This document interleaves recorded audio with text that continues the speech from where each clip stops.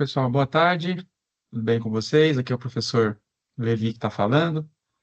Sou professor da área de português e semiótica do curso de letras aqui da unidade da UENG de Divinópolis, né? Prazer em conhecê-los, né? Sobretudo aqueles que se interessam por cinema, né? Que querem aprender um pouquinho como que a semiótica e as teorias do discurso, elas podem ensinar a gente a interpretar um filme, né? Entender o que se passa no contexto social em que o filme é feito, né, e outras questões.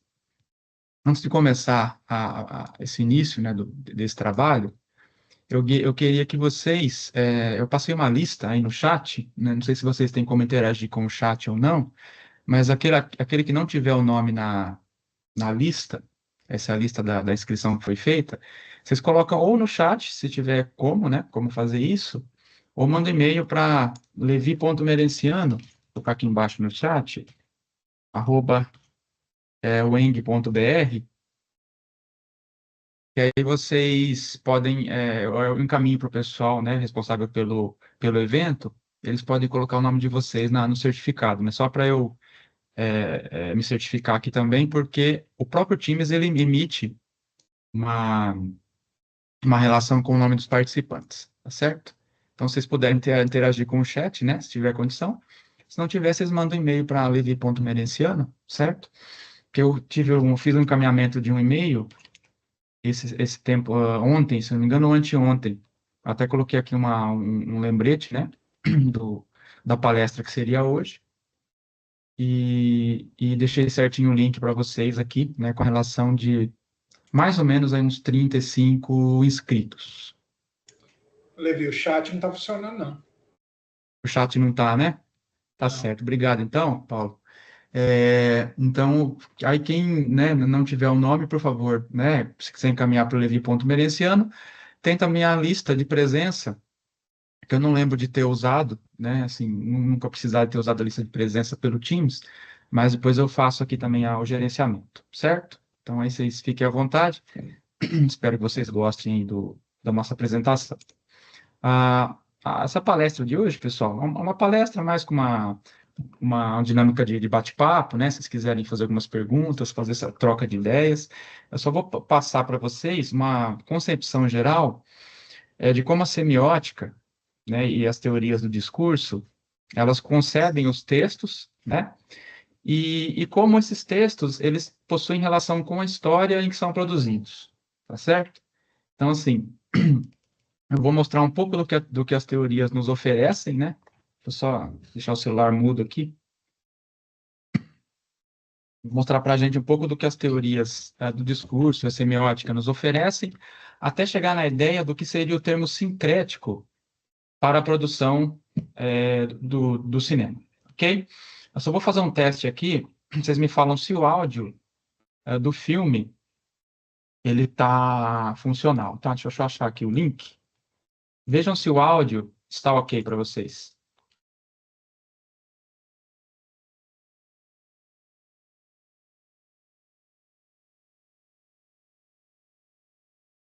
Tá ok o áudio? Não tá saindo. Não está passando áudio? Deixa eu testar aqui então. Porque o áudio, assim, ele não é tão relevante, mas seria a imagem, né? Que seria importante. Deixa eu só ver aqui o sistema de áudio, ver se está ok.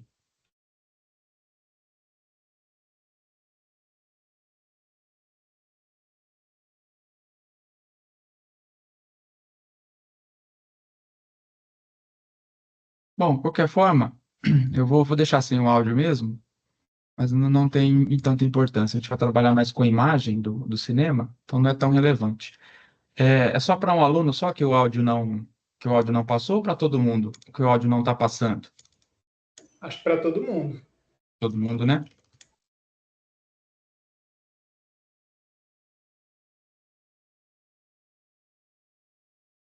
Esse áudio não está chegando aí para vocês, é isso?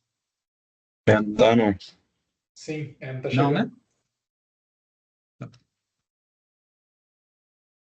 qualquer forma, não haverá problema também nisso, né? Vamos começar então, pessoal. Se depois eu conseguir arrumar isso, eu vejo com vocês como que eu faço, né? Deixa eu ver aqui. Ou posso tentar compartilhar também só o link do que está exibindo, né?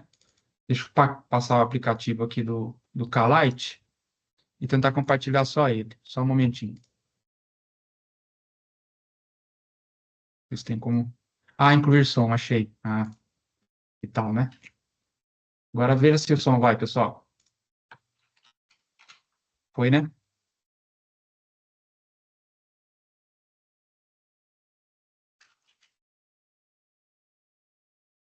Deu certo o áudio, pessoal? Professor, não. No caso agora tá só a sua imagem mesmo. Ah, tá. Deixa eu só compartilhar, né? Primeiro, isso. Ajustando aqui. Isso porque eu entrei meia hora antes. Tá ok agora, né, pessoal? Agora Tá funciona, aparecendo aí, né? agora funciona. Isso. Ah, perfeito.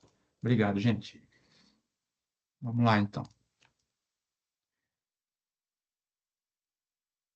Ah, todo texto, ele comporta dois planos da linguagem, tá? Assim como toda representação que o ser humano cria, em termos de audiovisual, música, a fala que estou conversando com vocês agora, esses elementos eles têm dois planos. Eles têm um plano de expressão e um plano de conteúdo. Assim, o plano de expressão é a forma pela qual esse texto ele é manifestado, a forma pela qual ele se expressa para que o outro sujeito lhe dê um sentido, tá? Então, sempre eu vou ter um plano de expressão e um plano de conteúdo. O plano de expressão pode ser chamado também de significante e o plano de conteúdo pode ser chamado de significado, tá? São implicações teóricas que alguns linguistas, depois do Ferdinand de Saussure, eles, digamos, fazem um investimento melhor, né, para explicar o que seria expressão e conteúdo, tá?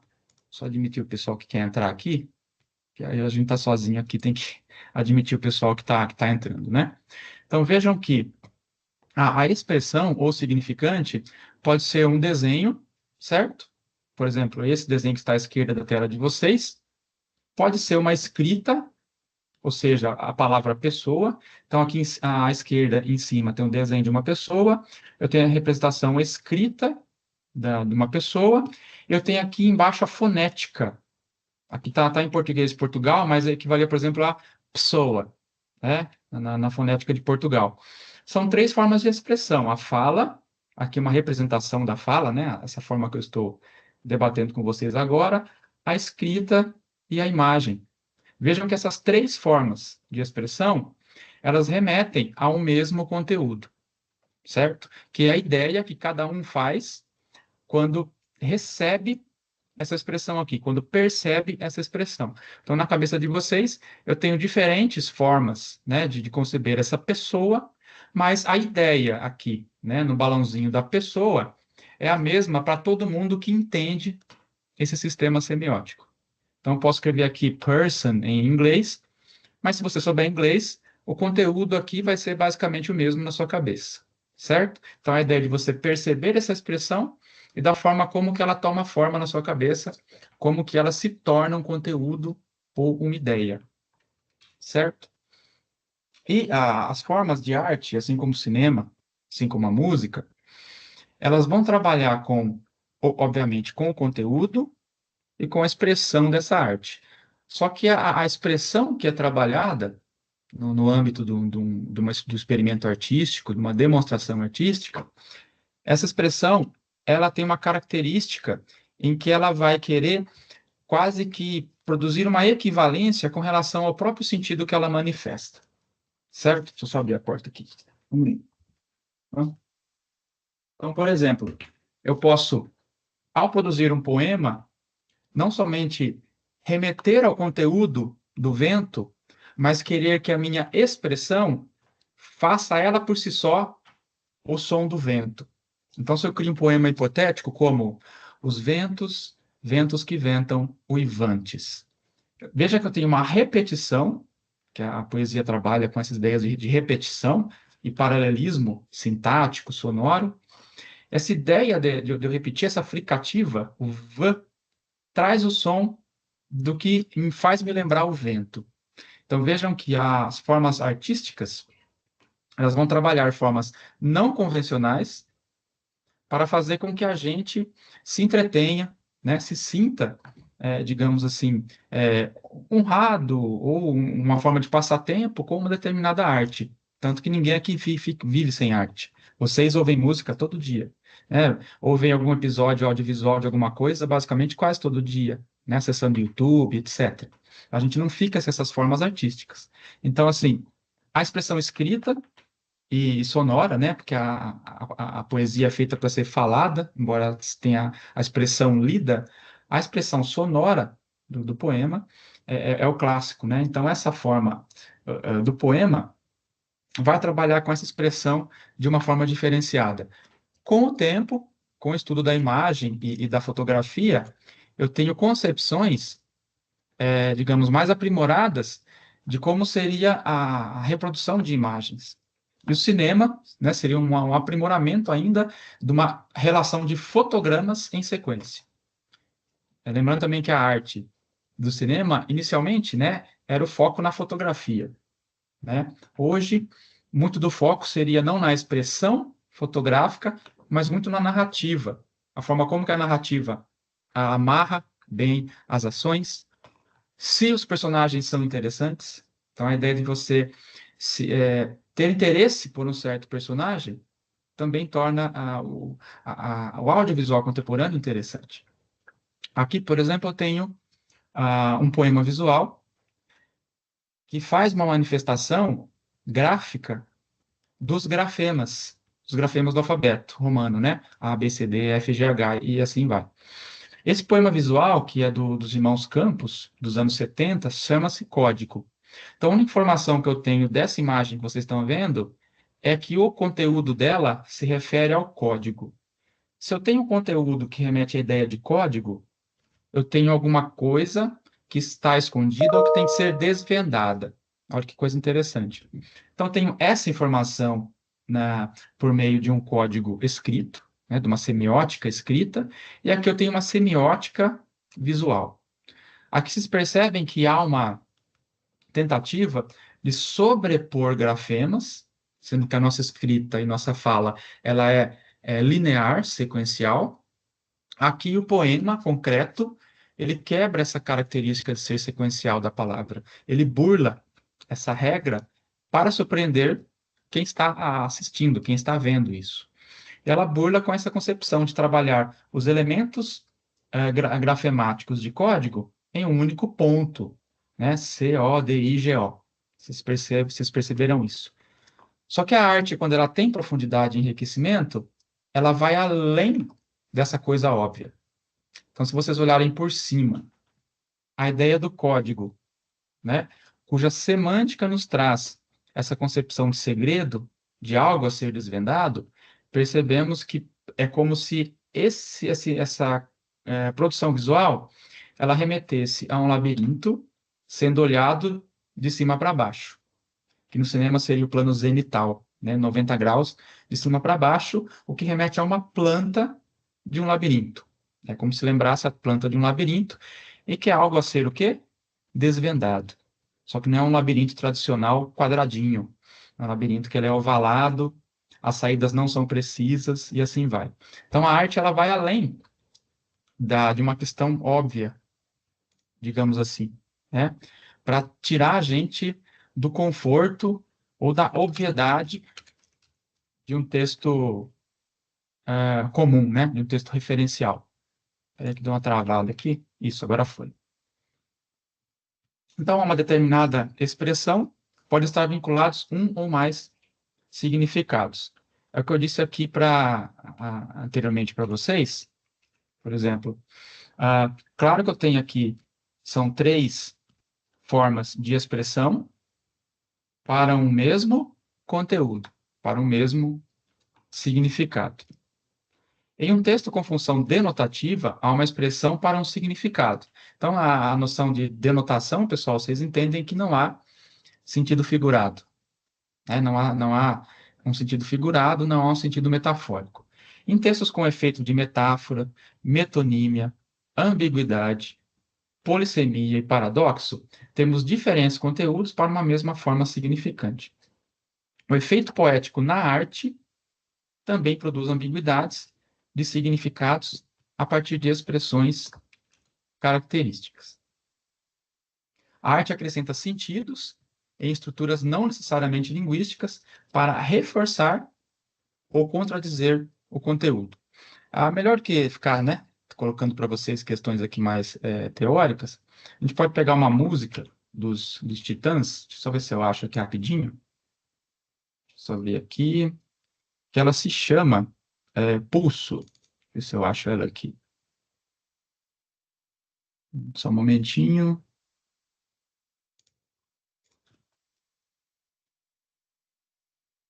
Aqui. Percebam, vou rolar para vocês a música. Percebam que, além dela referenciar um conteúdo a respeito de uma relação do sujeito que vive, do sujeito que pulsa, ela tenta, na forma da expressão, nas batidas, que são expressões que não são, digamos, textualizadas, não são verbais, né? A batida dessa canção, ela nos remete a certos conteúdos que têm a ver com aquilo sobre o que essa música fala. Tá? Vou rodar aí para a gente. Então vejam que nessa canção, né, há uma relação, por exemplo, entre aquele tempo que é um tempo biológico e o tempo mecânico. Então, quando a música ela tem essa marcação de fundo em que ela fica tuqui, tuqui, tuqui, tuqui, tuqui, essa marcação de fundo é como se fosse uma espécie de relógio, né?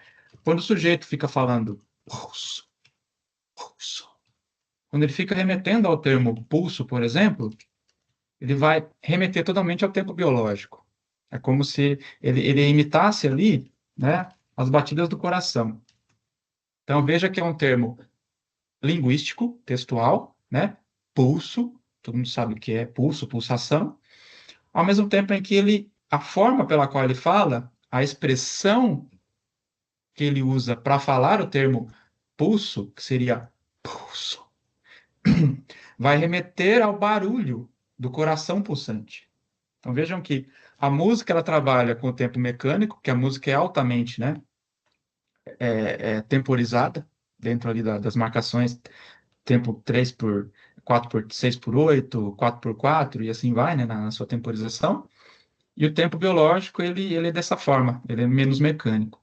Então a música vai trabalhar com essas coisas, fora as questões que ela vai misturar, por exemplo, coisas humanas, das paixões humanas, raiva, rancor, né, com uma dezena ou várias dezenas de doenças, né, doenças e manias, né, vamos dizer assim, e outros tipos de alterações no comportamento.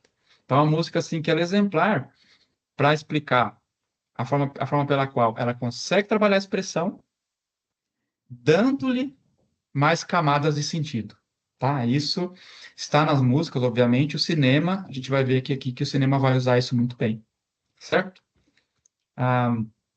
E quem mais quer dizer sobre essa música? Acho que é mais isso, né? Rapidamente, né? Claro que mereceria uma análise mais profunda, né? Mas, de qualquer forma, se alguém, pessoal, quiser me interromper, fazer alguma pergunta sobre, vocês podem, tá? Fazer o bate-papo aqui e me interromper, tá?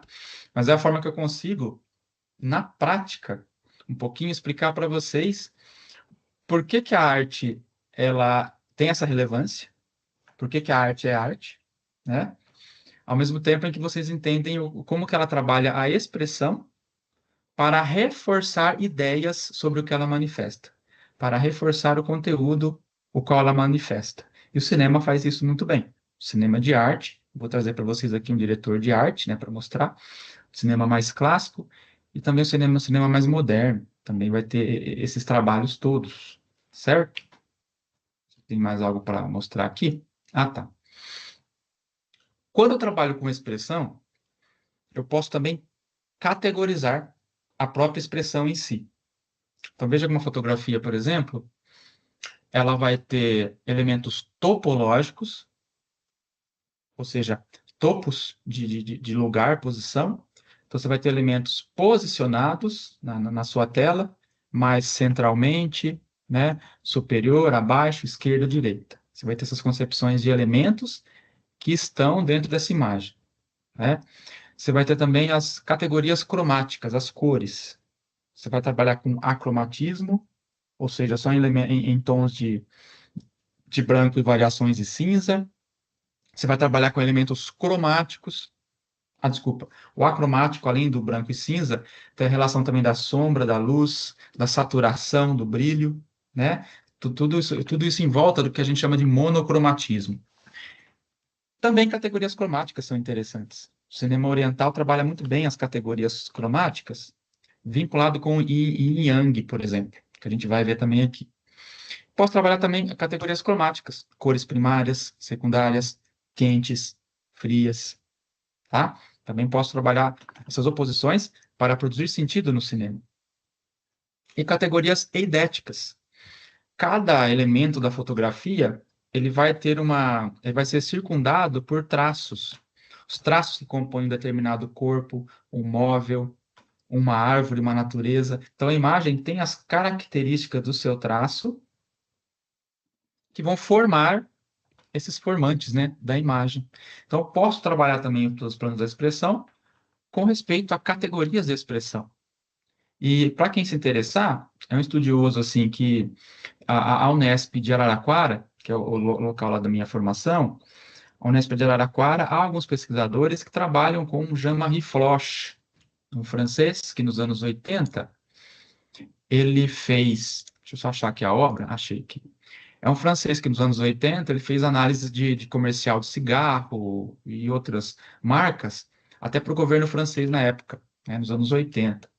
E tem um livro dele que, infelizmente, o pessoal está tudo em francês. Não teve, né, ninguém que se aventurou a traduzir, que é um trabalho monstruoso, né, fazer uma tradução. De qualquer forma, deve ter, se eu não me engano, também em espanhol, para quem se interessar, mas eu não encontrei, né? Esses aqui são xerox meus, que estão em PDF. Tem um livro que chama Identité Visuelle, né, do Jean-Marie Floch, um dos livros mais importantes, e o outro que chama Semiotique, Marketing e Comunicação. Tá? São dois PDFs aqui, até para quem se interessar depois, se quiser pedir para mim algum trecho, eu posso enviar. Aqui, veja que é uma questão interessante, exatamente sobre aquilo que eu quero explicar de expressão e conteúdo. Ah, são duas obras que elas trazem o mesmo conteúdo, né, que seria a morte da Virgem Maria. Então, a ideia, o conteúdo que traz essas duas pinturas, elas trazem a mesma ideia, né, a mesma narrativa, a mesma história, o mesmo conteúdo. Na forma da expressão, que eu quero mostrar para vocês, elas demarcam diferentes estilos. Então, há o Duret, que faz o estilo clássico dessa encenação, né, da morte da Virgem, e há o Rembrandt, que faz de acordo com o estilo barroco. Cada um dos estilos tem traçados diferentes, tá? O autor vai fazer uma análise mais detalhada, né, dos elementos estruturais dessas duas imagens, para mostrar que as expressões trabalham o mesmo conteúdo de formas diferentes na expressão, tá? A ideia de profundidade, esse autor vai trazer, que a profundidade é diferente, os traços, a organização dos traços, que são as categorias eidéticas, elas são diferentes, né?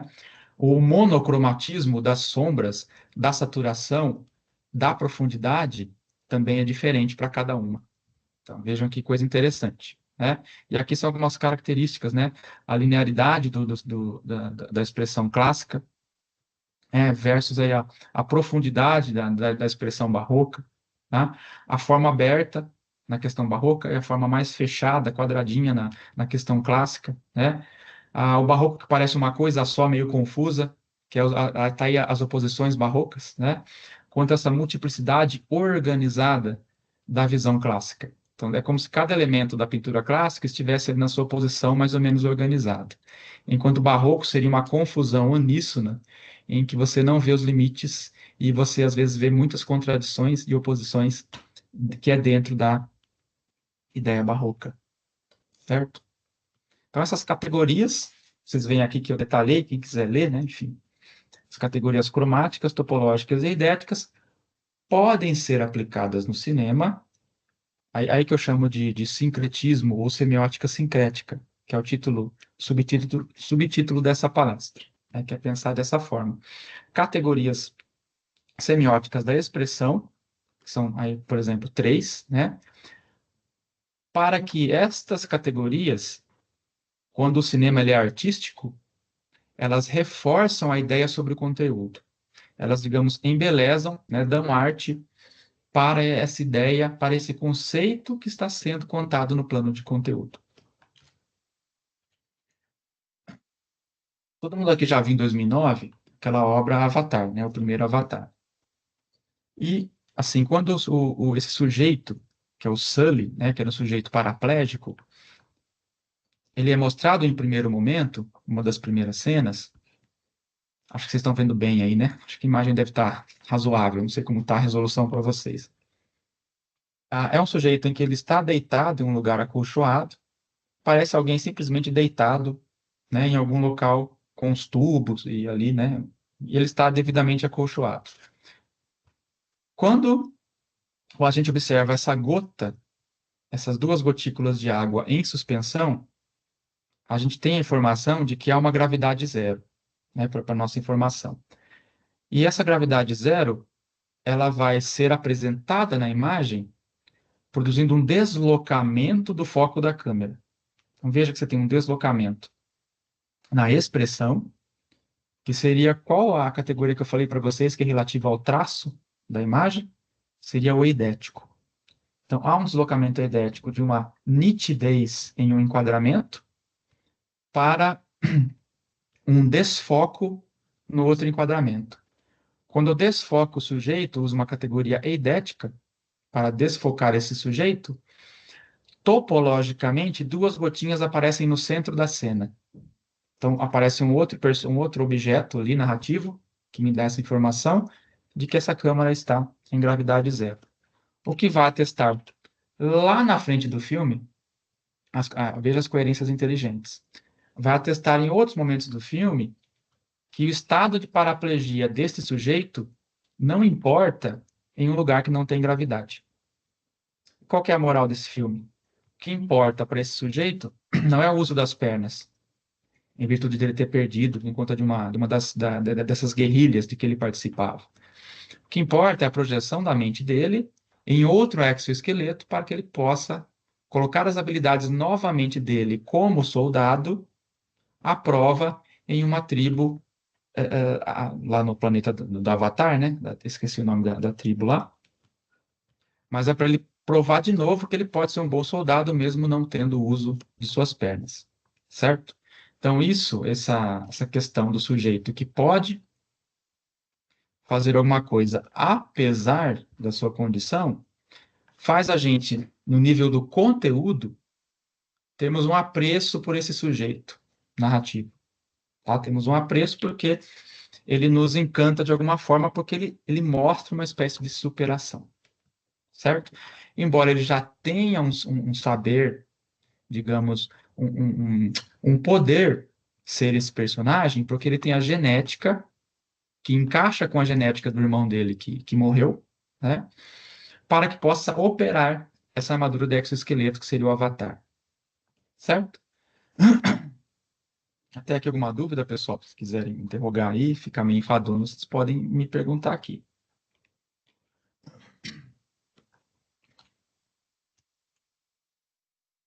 Então, aqui, pessoal, vou só puxar aqui o filme do Avatar. Avatar não, desculpa. Piratas do Caribe. Um momentinho. É que agora o telefone resolveu tocar, agora que eu tô aqui no quarto, mas não vou sair, obviamente. Bom, aqui percebam, eu quero que vocês percebam o seguinte, nessa cena de Piratas do Caribe. Eu vou ter que atender só um minutinho, pessoal, desculpa.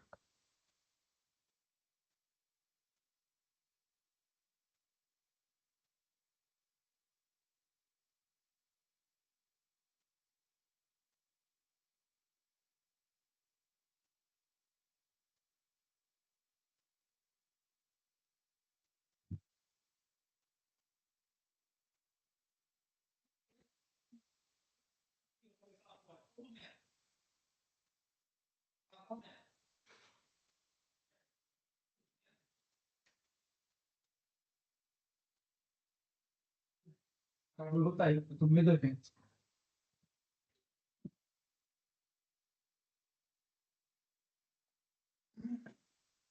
Desculpa, pessoal. Uma coisa que você agendou faz 5 meses para trocar o espelho do negócio, a pessoa vem agora na hora do evento. Desculpe. Vamos lá. A ideia aqui, pessoal, é mostrar o seguinte. Esse filme Piratas do Caribe, acho que é o Dead Man's Chest, que é o segundo, né? O Piratas do Caribe. Se a maioria de vocês já viu, vocês vão entender que Piratas do Caribe é basicamente um filme de ação, que ele não tem uma certa, tanta profundidade artística, tendo em vista que ele só mostra elementos de ação, né? Basicamente são muitas coisas acontecendo ao mesmo tempo e tudo mais. Só que na introdução dele, há um movimento assim de qualidade artística que eu acho até impressionante. A todo momento, nessa introdução de Piratas do Caribe, eu vou ter um elemento que se repete.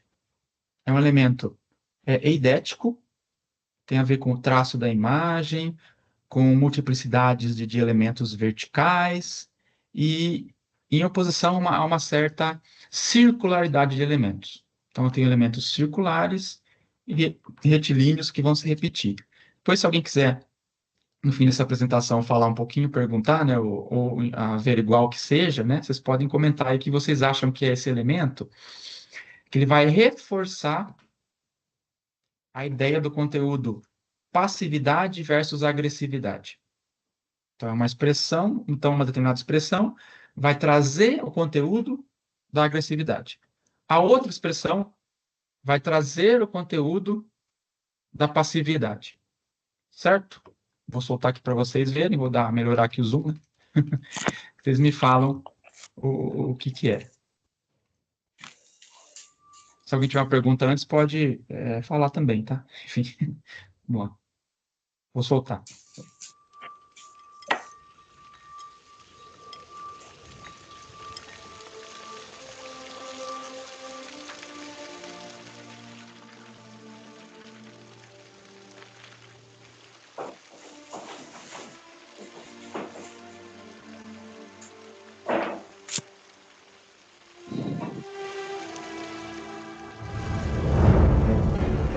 Entrar na BBL.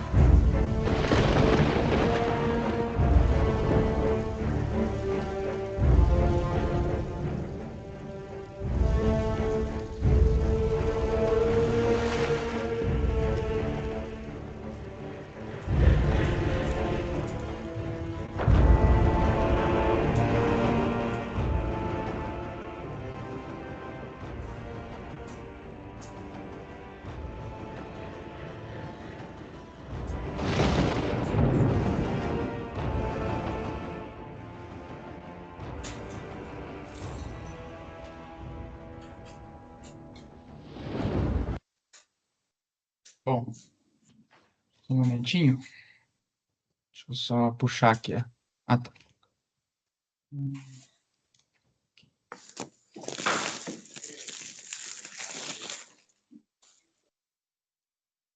Bom, pessoal, aqui, alguém tem alguma ideia, alguma pista sobre o que seriam esses elementos da expressão, que são reiterados e que vão remeter a certos conteúdos? Alguém tem alguma pista?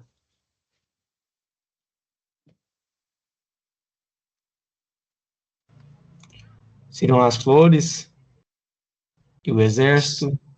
Flores, ok, as flores elas têm um traçado interessante. Você viu um outro elemento que pode remeter à agressividade? Aí seria o exército, as armas também, né?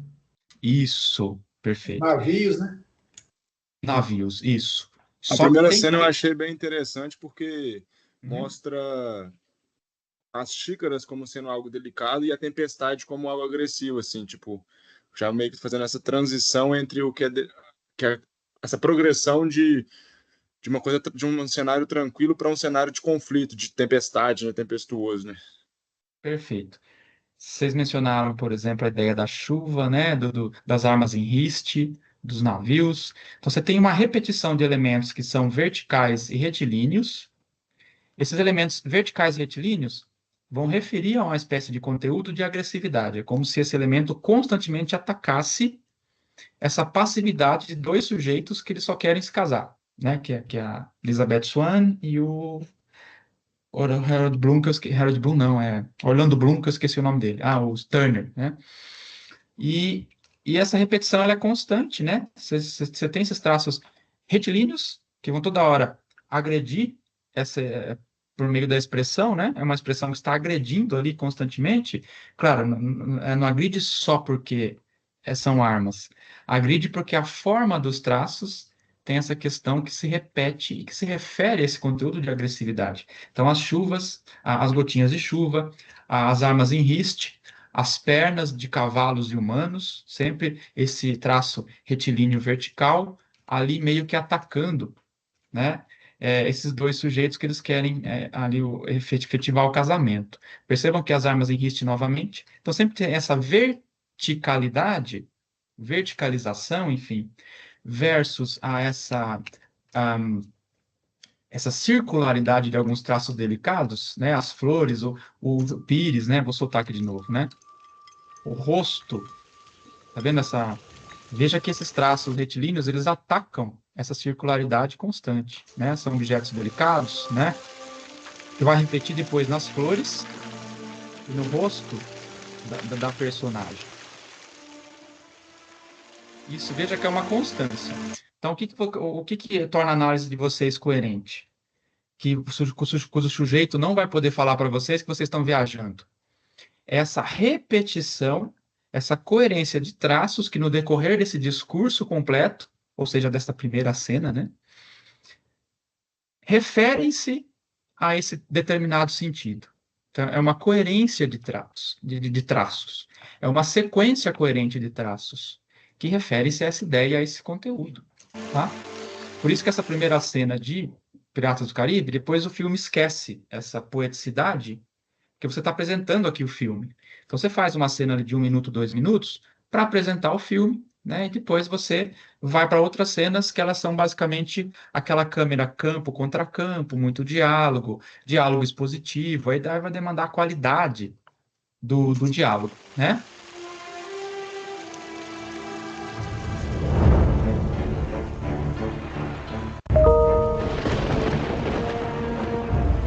Tá vendo aqui sempre essa verticalidade atacando, né? Os mastros, sempre tem esse elemento vertical, tá vendo?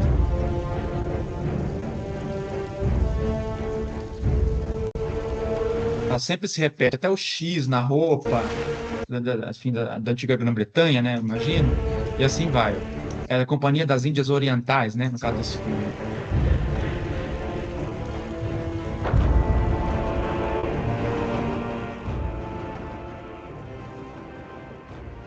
E ela também é um elemento discursivo também, em que na cena, veja que tem também dois elementos ali em riste, ali na frente, mostrando também, de novo, essa verticalidade agressiva, né? E ela ali em um plano, veja que o plano aqui está, né? Um plano detalhe da bota do sujeito. É uma metonímia que vai remeter à ideia da truculência do exército, etc., né? Ou do cargo superior demarcado pela bota, né? Em primeiro plano, e em plano detalhe. Tá, agora, desculpa, pessoal, se ouvir barulho, vão começar a bater aqui na sala, tá? Vou tentar é, não colocar muito barulho aqui, tá? Mas. Ai, nossa.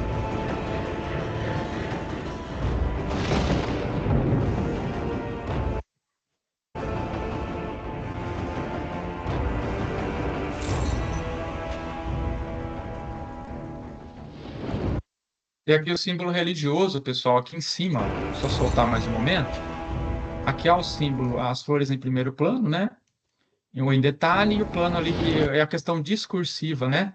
Como se no máximo da superioridade da cena está ali uma cruz, a representação do cristianismo e essas questões discursivas que, digamos, consagram esse ato, né, que está sendo interrompido pela truculência, etc. Certo? E aqui que é aquele plano que a gente vê no início dos filmes, que chama establishing. Establishing mostra mais ou menos onde que a cena se passa de forma geral, cortando 180 graus para dentro do local em que a gente vê quem? o parceiro dela, que é o Orlando Bloom. Tá vendo? Cortou para dentro e fechou. Só fechar aqui esse filminho agora, só um minuto. Vou achar aqui agora o outro filme, é o Shinobi. Ficou claro para vocês, pessoal, até esse momento? Sim, mais ou menos, o que que seria a expressão e conteúdo? Como que todos os textos, visuais ou não, ou escritos, todos têm expressão e conteúdo. Só que na imagem eu vou ter mais elementos para poder ser trabalhados, para criar elementos artísticos e poéticos. Certo?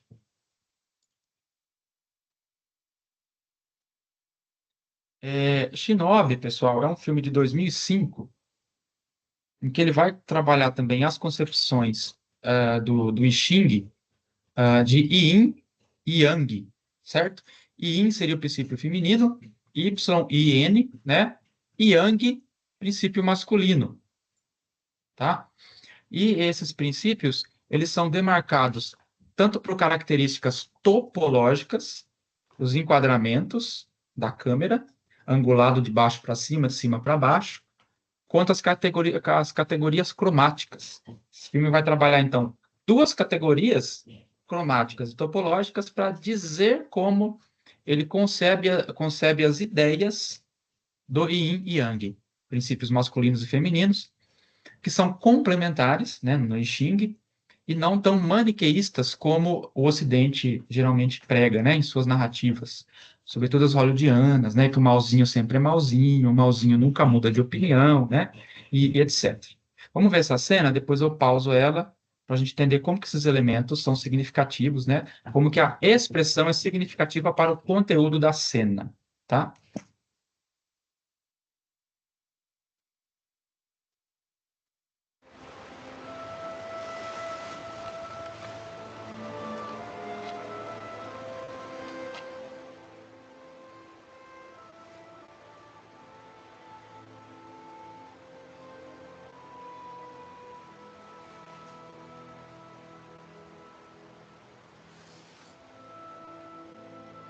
亡き母の形見だ。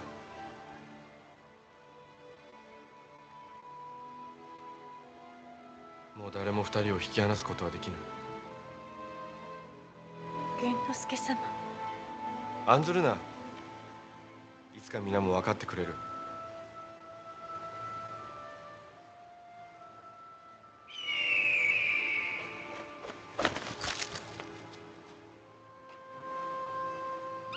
颯、お前が立ち会いだ。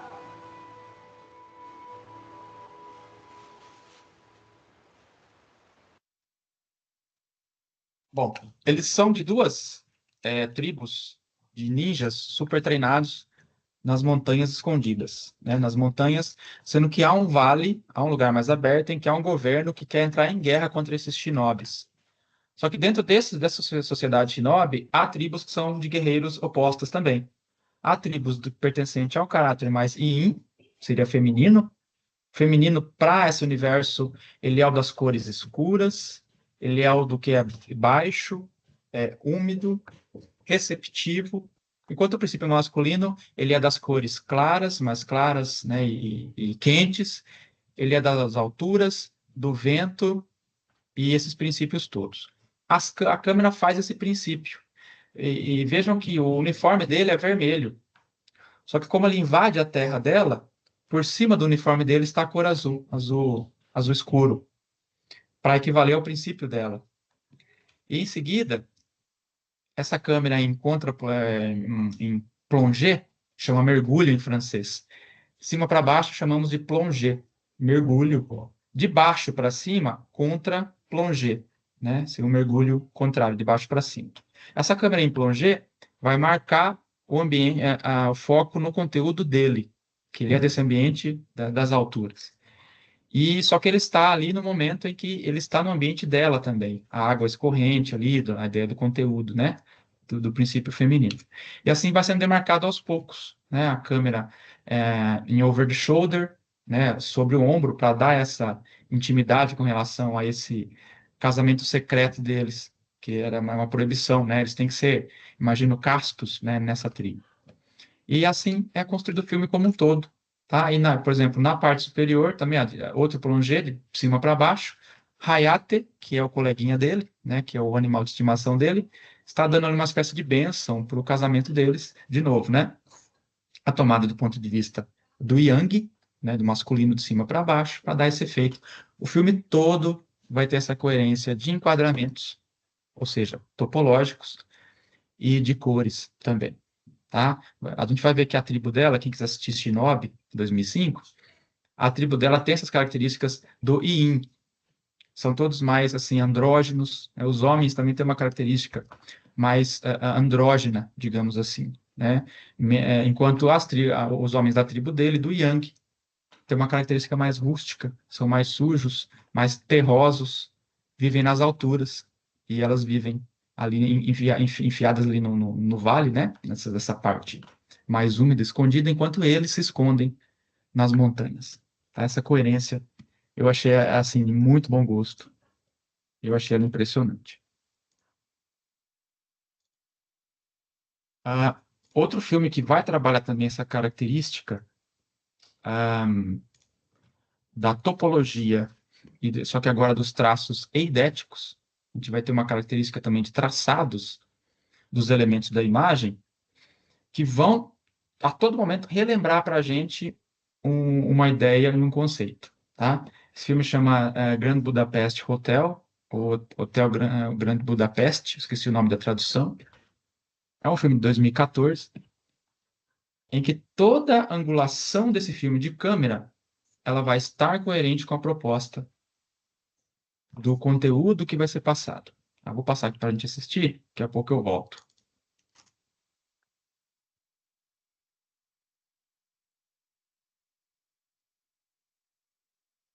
Está correndo.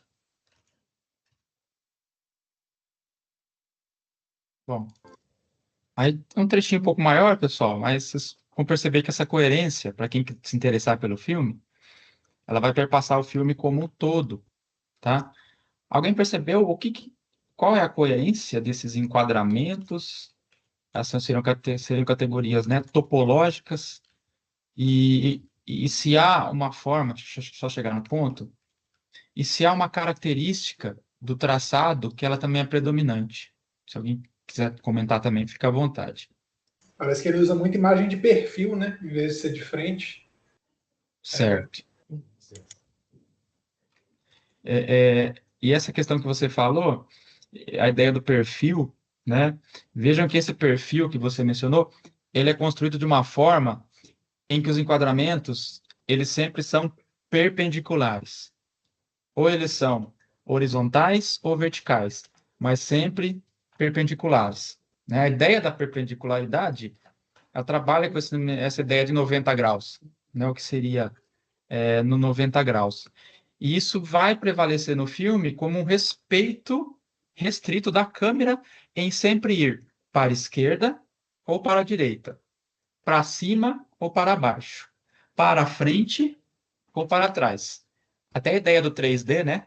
Que é a ideia de quase que a ideia de um volume completo, né? Que você tem também a câmera se deslocando ou inteiramente para frente ou inteiramente para trás. Zoom in, zoom out, né? E sempre trabalhando, nunca sendo torto. O único momento eu acho que tem a ideia de inclinação, que na verdade vai dar a soma também de 45 graus, vai dar o resultado de 45 graus, é quando você tem essa escada e quando o bondinho faz o movimento inclinado.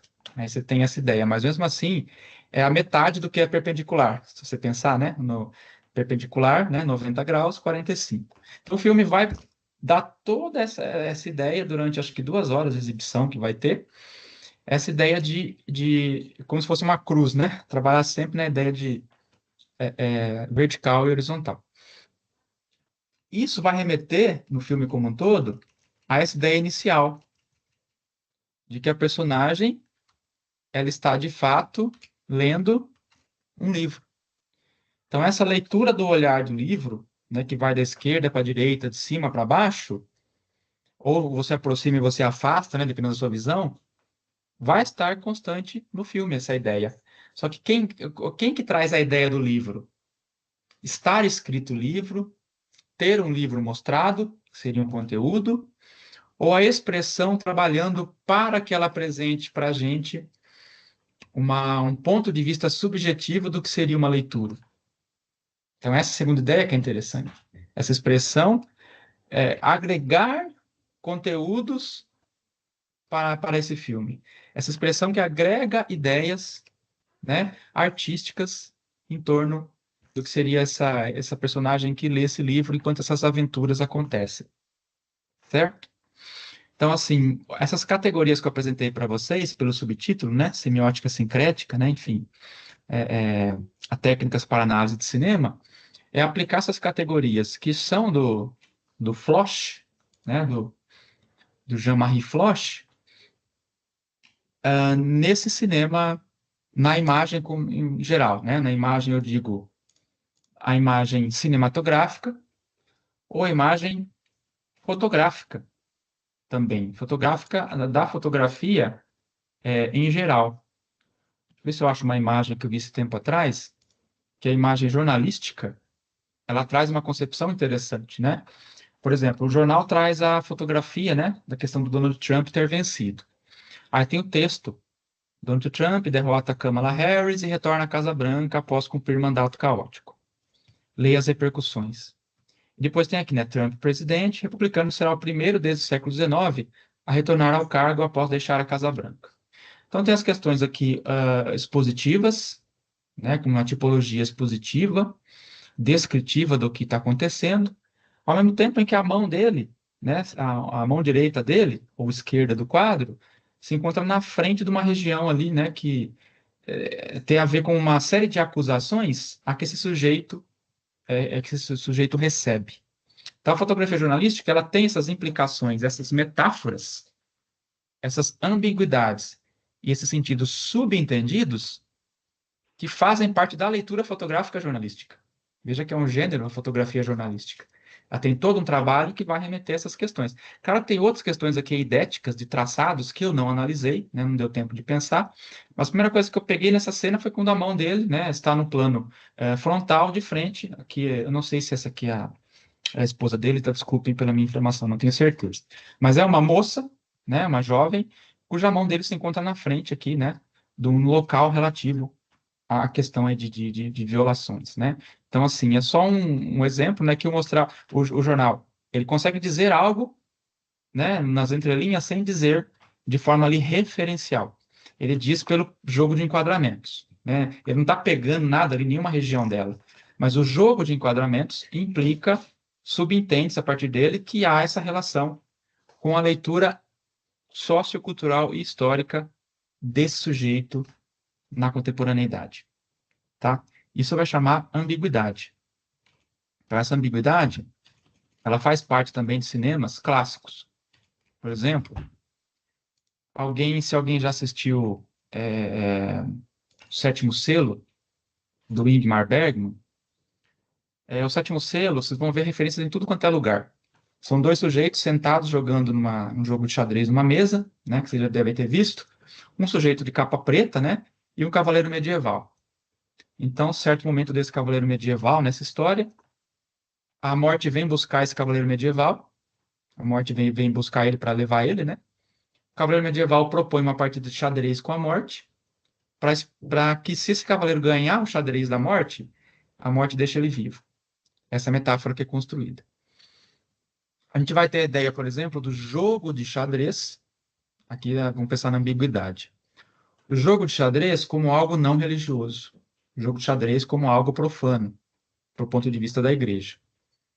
A igreja, obviamente, relativa ao sagrado. Então, esse sujeito que está aqui na tela de vocês, que é de uma companhia circense, ele é, obviamente, do profano, né? A diversão, o riso, né? É algo do profano, né? Comparado à religião. Ele vai olhar para o lado e ele vai ter uma visão. E é uma... Vocês vão ter agora ver qual que é essa visão. Eu quero ver quem consegue entender como é a construção da ambiguidade dessa cena. Como essa visão que ele vai ter, se ela tem uma relação com o jogo de xadrez, versus a questão religiosa. Eu vou soltar para vocês.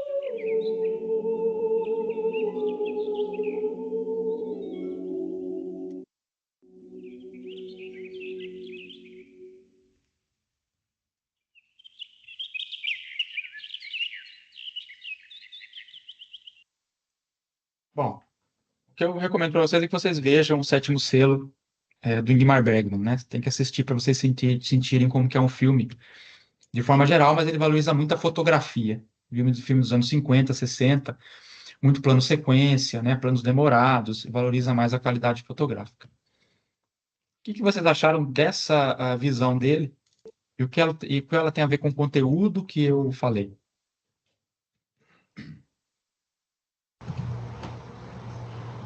Me remeteu a Nossa Senhora, né? E o Menino Ok? Jesus, Isso, a Mãe Rainha, né? isso. E como vocês acham que essa ambiguidade é construída? Ambiguidades pode se referir a uma coisa ou outra não claramente. Aqui, que ambiguidade constrói essa figura religiosa dentro desse âmbito que eu falei do jogo de xadrez? Da ideia de rainha. Isso, rainha enquanto a peça do xadrez, né? Também. Então, essa ambiguidade, ela tem a construção da rainha, né? Essa figura mística, né? Ou mítica, ou religiosa, ao mesmo tempo em que traz a ideia da peça de xadrez. Se é a peça mais importante ou não, né? Não é necessariamente relevante para o filme, mas é uma das peças do jogo de xadrez, certo? Então, assim, essa ideia traz aqui a ambiguidade que a imagem pode trazer. Claro que a ambiguidade a gente vê também o Bentinho na obra do Machado de Assis, né? Aquela discussão de sempre, né? Traiu ou não traiu. A ambiguidade também é construída na escrita, só que na fotografia jornalística e cinematográfica, ela é um recurso para atrair a atenção do público. Não que sejamos superiores por conseguirmos explicar uma análise mais aprofundada, mas que pode chamar a atenção de alguns leitores, pode chamar, entendeu? A construção da obra não é para desqualificar ninguém, é para fazer com que a pessoa, com que o leitor, o público, ele tenha uma relação com essa arte e ele sinta fruição com isso. Então, os sentidos bem construídos vão gerar essa fruição no leitor e espectador. Vou deixar outro aqui. Outro filme do Ingmar Bergman chama Morangos Silvestres. Aqui eu vou ter elementos do áudio querendo representar a ideia narrativa do filme. Só que aqui o elemento, ele é mais também auditivo. Ele é um som, ele é um barulho, mas ele remete a um determinado elemento. Esse filme, no geral, para a gente entender ele, é um professor emérito, que ele vai receber um prêmio na faculdade em que ele trabalha, só que é longe da casa dele. Nesse caminho pelo qual ele passa, ele vai lembrando as coisas do passado. E não fica claro se ele foi um sujeito corajoso, se ele foi covarde, se ele era mau caráter ou não. O filme vai construindo isso de forma que parece e não parece. E tem a ideia também de um casamento, uma pessoa que ele gostava, que gerou ali uma relação mal sucedida e uma criação de um filho em que ele teve uma relação ruim. Não foi criado muito junto desse filho. Esse filho meio que culpa essa relação afastada que eles tiveram. E no fundo é um casamento não sucedido, um amor não realizado. E aqui a gente vai ter a ideia também, esse sujeito ele vai meio que morrendo aos poucos, conforme ele trilha esse caminho de volta, esse caminho para receber um prêmio que a gente não sabe se é merecido, tá? Vamos ver a cena, é um sonho que ele está tendo, é uma cena bem rápida, percebam os barulhos e o que eles se relacionam com vida e morte, ou nascimento e morte, ou até, digamos, religião e profano.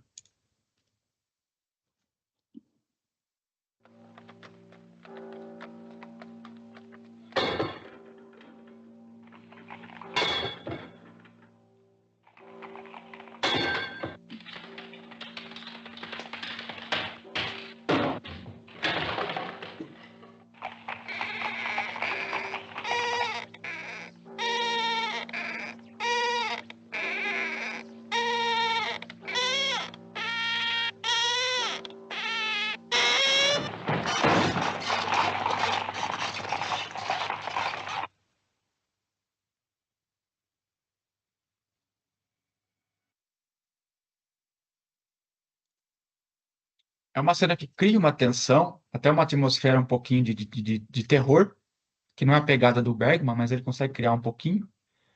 Percebam que tem esse barulho. Vou pausar aos poucos para a gente ver os elementos.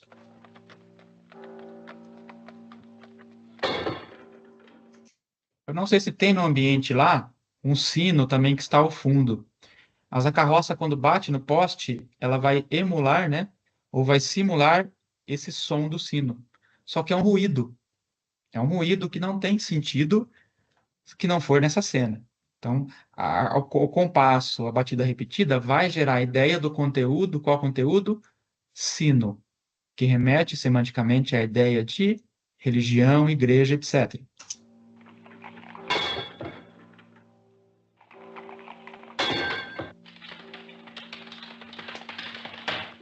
Ali uma espécie de alguma coisa se despedaça, se solta, então alguma coisa não está certa com relação a isso, e inclusive vai em direção a ele. A cruz na parte superior, mais à esquerda da cena, mais um pouco mais superior ali na charrete, né?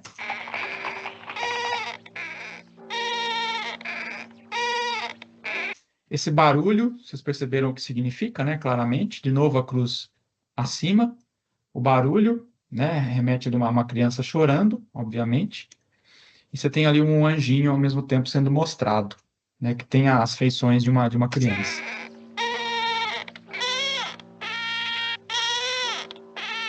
Só que é um choro do bebê dentro de uma carruagem, uma charrete que leva um caixão. Bebê é nascimento, né? Até porque está vivo, está chorando. Caixão é morte, né? O olho ali tem dois olhos, né? Olhando ali os cavalos passarem, né? O olho, eu digo assim, o olho ali no plano de fundo, né? Que está abaixo do relógio. Olha lá, tá vendo? O olhinho formado, né? Uma espécie de... Até alguém olhando, né? E ele vê algo no caixão que a cena não mostra muito bem no fim dela, mas tem a mãozinha ali que parece a roupa dele, que é ele vendo a morte dele mesmo. Certo? Então esse filme vai ser cheio de ambiguidades. Inclusive essa ideia de que você não sabe se, por exemplo, há uma cena em que ele vê acho que é a ex-mulher dele, tendo um encontro com outro sujeito. Essa cena é ambígua também, você não sabe se ela foi violentada por outro sujeito ou não fica claro. E ele, ao fundo, olha essa cena e não faz nada. Ele só fica olhando, em vez de ir lá interromper, né, sei lá, entrar no fight ali com o cara que tá aparentemente forçando alguma coisa, ele fica só vendo a cena e depois vai embora. Então você não sabe muito, não fica muito claro, porque a ambiguidade ela é bem construída. Outra cena desse filme que se remete também à ideia do casamento, eu quero que vocês encontrem nessa cena para mim, também de Morangos Silvestres, é outro filme, né, que eu tô falando, é o mesmo filme, né, do anterior.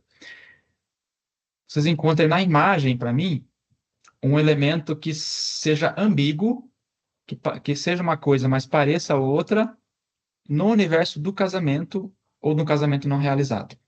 Eu vou soltar a cena aqui, tá? Lembrando que essa mocinha que vai aparecer na cena é o amor desse senhor não realizado.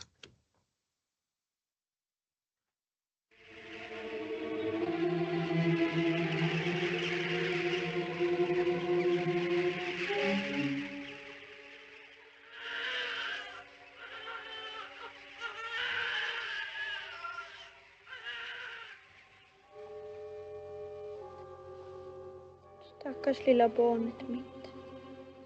Du ska sova stilla nu.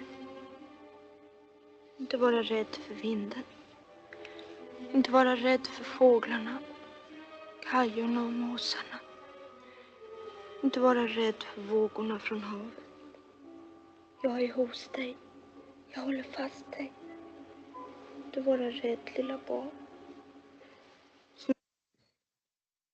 Bom, ainda está suficiente, né? Até a cena que ela segura o bebê. O que essa fotografia, magnificamente bem montada, significa ou reforça a partir dos seus traços topológicos e eidéticos para o conteúdo, para a ideia do filme que eu passei para vocês agora há pouco. Veja que eu tenho eidéticos, né? A questão da árvore, né? Até o cromatismo, né? Você tem um bicromatismo ali, o branco e o preto também, né? Mas o que importa para a gente aí é a questão do elemento eidético. A forma, os limites dos formantes da imagem.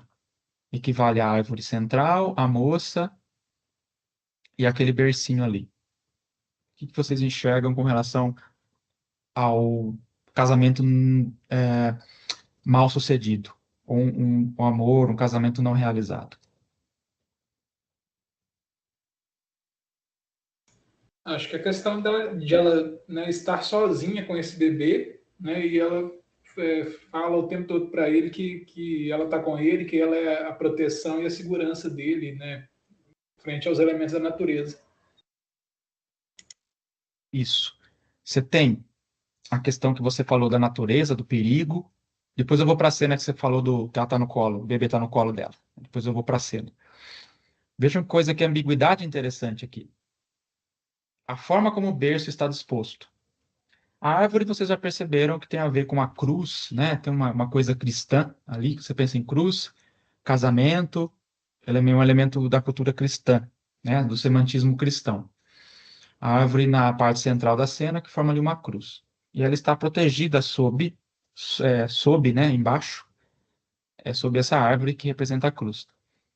O que está parecendo esse cradle, esse berço? O que ele parece dentro dessa ambiguidade que eu falei em torno do casamento? Que tem a ver com perfil também, que alguém comentou aí do perfil, né? O No outro berço tá filme. parecendo um véu, né? Ó, o berço tá parecendo um véu. Não Isso, sei se... perfeito. Essa ideia mesmo que eu interpreto. Não que a interpretação, né, nossa, seja perfeita, mas assim, ela tem que ser coerente. E você tem que explicar por que que ela é coerente. Isso está de acordo com que é uma imagem que remete à ideia que está no filme, certo? Então, eu não posso vincular essa imagem com a ideia de que, porque no mundo hoje ninguém mais está casando, então, não. Tem que pensar na ideia do filme. Então, perfeito o que você falou quando você pensa na ambiguidade de como se esse berço ele se assemelha também a uma noiva em perfil, a um véu de noiva em perfil. Ou seja, alguém em perfil ali, como se fosse uma noiva, um véu de noiva, certo? Então, essa ambiguidade que é bem construída. Você veja, é um elemento eidético, são traços que se parecem com ao menos duas coisas. E essas duas coisas se referem a dois conteúdos que estão o quê? Em conflito, certo? Aqui é mais assim, plano e aqui seria topológico também, plano de frente, plano de fundo, né? Plano de fundo, esses galhos meio que ameaçam, né? Ela e essa criança que ela tenta acalmar. Quando ela fala hush, né? Hush, acalme-se, né? Que em inglês rush com R é ao contrário. Rush é correria, né? Hush com H acalme. Então, vai ter esse galinho ameaçando aí, né? E um jogo de planos para pensar nesse perigo, né, pessoal? Nessas questões aí. Acho que com respeito aos filmes, né, acho que dentro de 1h20, né, que foi aqui de apresentação, tá tudo ok, né? Eu vou só apresentar basicamente o meu trabalho com respeito ao cinema, que é a minha tese, para quem quiser se interessar pela minha tese, Cinema Hollywoodiano no século XXI. Eu analiso os filmes mais interessantes da primeira década do século XXI de um ponto de vista semiótico, certo? Essa semiótica, ela vai ser a base discursiva de análise, enquanto Floch vai ser o campo expressivo de análise. Então, essa semiótica discursiva, ela está de acordo com a teoria Greimmasiana, que é uma teoria francesa da semiótica.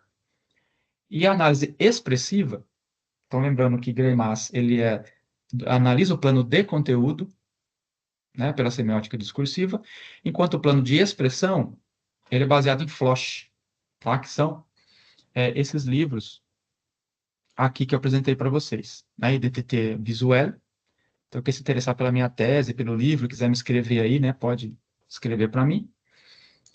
E tem esse aqui também, que é Semiotique, Marketing e Comunicação, tá? Sobre os signos, as estratégias. Também é um livro interessante. Quem se interessar por produção de cinema ou se interessar por planos, os planos da câmera, as tomadas de câmera, tem esse livro da Cris Rodrigues, Cinema e a Produção, em que a gente vai ter a linguagem cinematográfica dentro dos enquadramentos, que a gente chama de enquadramento e ponto de vista. A gente vai ter aqui os tipos de enquadramento. O que é uma sequência? O que é uma cena?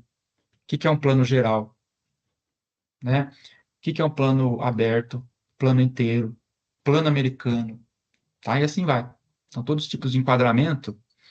A gente vai ter aqui aquele establishing que eu apresentei lá em Piratas do Caribe, né, mostrando aonde se passa a cena de uma forma geral. Tá?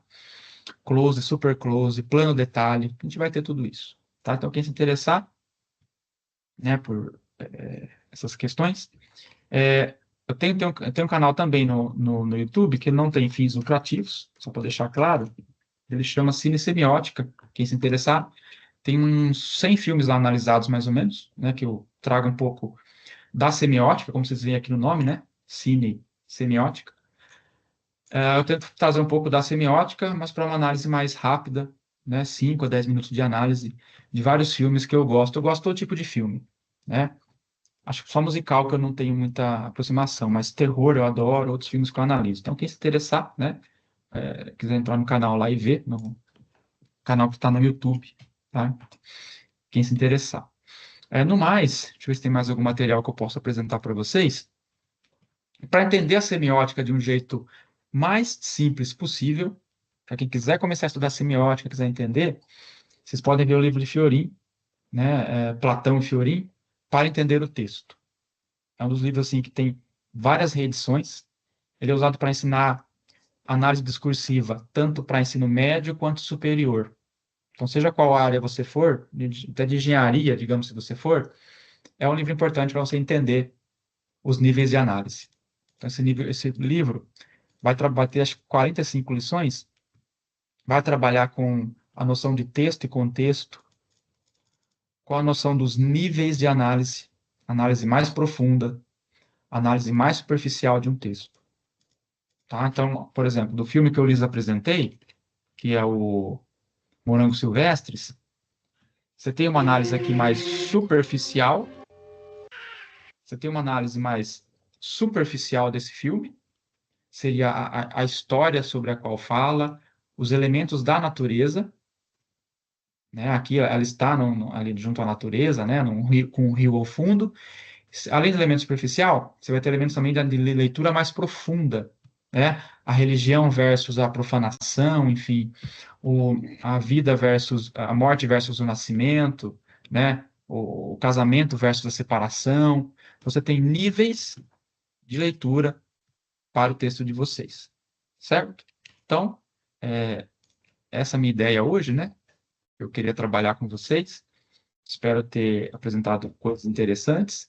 Quem tiver alguma pergunta e quiser trocar um bate-papo agora, nesses minutos, né? A gente pode fazer um bate-papo. Se alguém quiser colocar ideia de filmes e outras questões, pode colocar aqui, tá? O chat não ficou aberto para vocês, né? Então, vocês ficaram aí sem poder falar, mas fiquem à vontade se quiserem comentar alguma coisa. Eu acho muito interessante essa questão de filme. Isso é muito presente, eu diria, em filme mesmo, que tem um estudo muito aprofundado em cima, essas questões, como você falou de Piaget, Plongé, de conseguir realmente, igual era no próprio cinema mudo, né? Passar a mensagem sem necessariamente ter algum conteúdo, vamos dizer, linguístico, comunicativo, de linguagem, né? De língua, na verdade.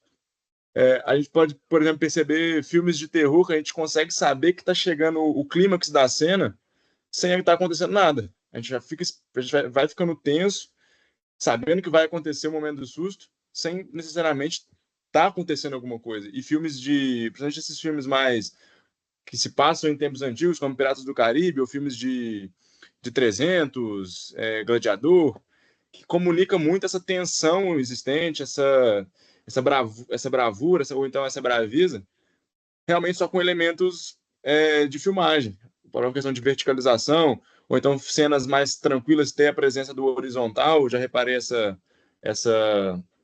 esse padrão, filmes infantis mais arredondados, coisas agressivas mais pontiagudas. Então é muito interessante como que o cinema desde sempre trouxe esses elementos semióticos bem intrínsecos e consegue passar a mensagem. Às vezes a gente realmente nem para analisar, por não ser, às vezes, a área da gente, mas acontece. As emoções estão ali presentes e se fazem presentes, e parando para pensar, a gente consegue perceber isso de forma realmente inconsciente, algo que consegue trabalhar o psicológico humano só com estudo e construção de imagem, né? É isso, você mencionou até a questão do terror, por exemplo, né? O terror contemporâneo, ele consegue assustar a gente constantemente, sem dar o jump scare, que é aquele susto pontual, aquele susto anunciado. Por exemplo, quem já viu o Exorcista de 73, o Exorcista original, vocês percebem que ele não se vale de jump scares para dar o susto, sendo que é difícil dar um susto sem jump scare. Então, assim, e aí as pessoas falam horrores do Exorcista, mas é 15, 20 minutos só de cena de terror, né? O filme ele tem 1h50, eu acho. Ele é uma história muito boa, aliás, uma história magnífica, de um jeito que, claro, se vocês pegarem a versão de cenas extras, tem mais cenas de terror. Mas a forma com que ele trata é a justificativa da academia nos anos 70, foi, inclusive, para dar o Oscar, foi de que ele usava recursos não apelativos para assustar, né? O cinema de terror contemporâneo tenta fazer isso em vários filmes. Eu sempre recomendo A Bruxa, de 2015, que é quando a Anya Taylor-Joy, ela era mais novinha. Hoje já está mais modelo, né? Tá fazendo, acho que o Gambito do Rei, né? Da Rainha, esqueci o nome da série. Mas a Anya Taylor-Joy, ela faz esse filme A Bruxa, de 2015, que é do Robert Eggers. É um diretor que ele é pesquisador também, ele faz a pesquisa antes de fazer os filmes. E ele mantém o terror, e a todo momento não consegui me livrar daquela sensação, muito embora o filme tenha uma cena só de jump scare. Um jump scare que é muito bem feito, aliás. E o resto ele tem essa atmosfera de susto constante, né? Assim como outros filmes drama, criam a atmosfera de drama constante. Quem assistiu a série 13 Reasons Why, os 13 porquês, acho que é esse o título. A primeira temporada eu acho assim que ela é muito tensa, ela é muito estranha, porque todo momento o drama e o suspense também ficam em um ambiente escolar, uma coisa da qual você não escapa, né? E assim é importante, né? A gente percebeu o filme. Teria mais filmes para analisar, né? Mas de qualquer forma, é, a gente pode falar só um tanto aqui específico. Alguém mais tem alguma ideia? Pode ficar à vontade para a gente bater um papo aqui.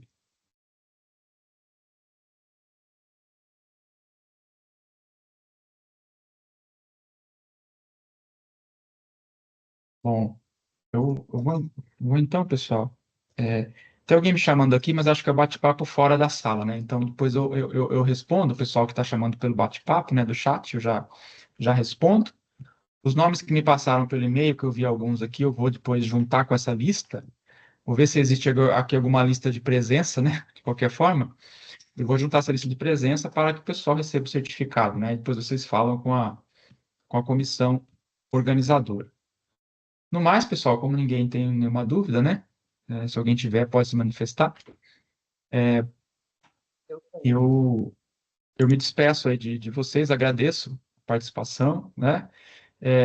Reiterando que eu sou professor Levi, estou no departamento de letras, né, da UENG. Eu ministro aulas de leitura e produção de texto, história da língua portuguesa.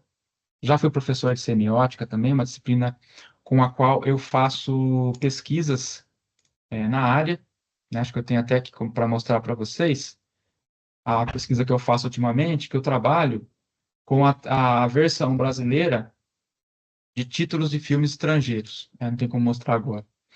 Com a versão brasileira de títulos de filmes estrangeiros, que são os mais, aí, digamos, os mais gostados, né, os mais bem avaliados, de acordo com o site Metacritic. Aí eu, com o Cauã, a gente faz essa análise de entender como semioticamente a tradução do título estrangeiro para o português do filme tem implicações semióticas interessantes. Às vezes ao pé da letra, a tradução, às vezes não ao pé da letra, certo? Então, quem se interessar por pesquisa e outras questões, manda e-mail para mim e se quiser me procurar, eu faço parte do departamento de letras. Certo, pessoal? Eu vou fechando por aqui então a palestra. Espero que vocês tenham gostado. Certo? Agradeço aí por tudo e